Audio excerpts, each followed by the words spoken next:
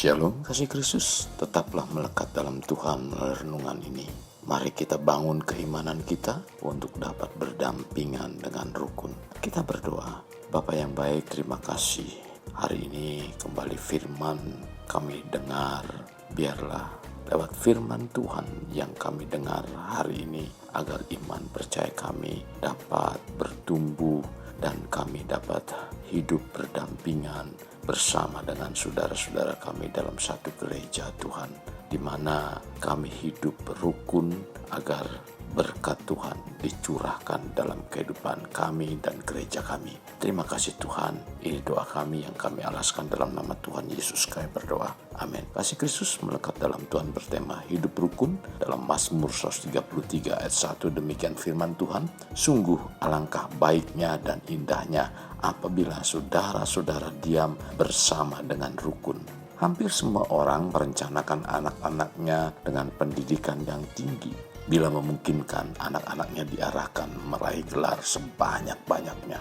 Bahkan ada juga yang mengajarkan agar anak-anaknya untuk hidup sukses dan capailah karir yang sebaik-baiknya dan setinggi-tingginya. Saya tidak mengatakan bahwa semua itu tidak baik atau tidak berguna. Semua berguna, baik dan penting. Kasih Kristus, pernahkah kita sebagai orang tua mengajari anak-anak kita agar mereka dapat hidup berdampingan sekalipun itu dengan orang-orang yang menyakitkan? Bagaimana cara hidup rukun dengan suami atau istri kita?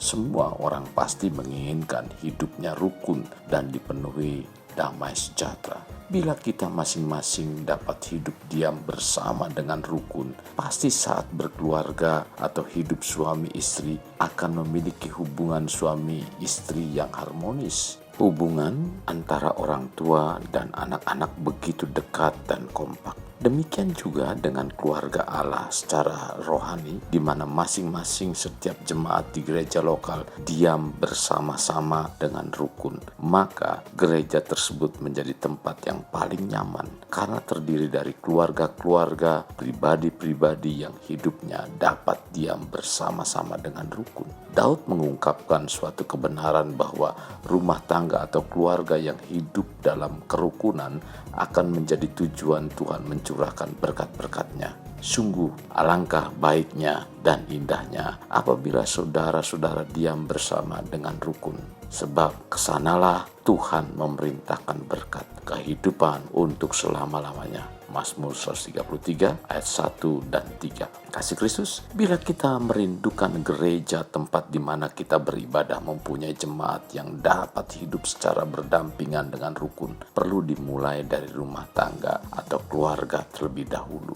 Dan untuk hidup rukun tidak tercipta dengan sendirinya, tetapi perlu diusahakan, dipupuk dan dibina dari hari ke hari. Ada berbagai cara yang dapat dilakukan untuk membangun kerukunan. Untuk terciptanya kerukunan, kita perlu sediakan waktu bersama. Menyediakan waktu bersama dapat kita bangun melalui kelompok kecil yang melakukan saat teduh bersama, diskusi firman bersama, dan itu saat terbaik. Percayalah, lewat persekutuan kecil ini, kita akan dibawa semakin erat dan dapat membawa semakin rukun satu dengan lainnya. Bahkan Tuhan hadir dan melawat. Dalam Matius 18 ayat 20 mengatakan, sebab di mana 2 atau 3 orang berkumpul dalam namaku, di situ aku ada di tengah-tengah mereka. Dalam kelompok kecil, kita dapat menyediakan waktu bersama untuk kegiatan-kegiatan tertentu. Semisal makan bersama di luar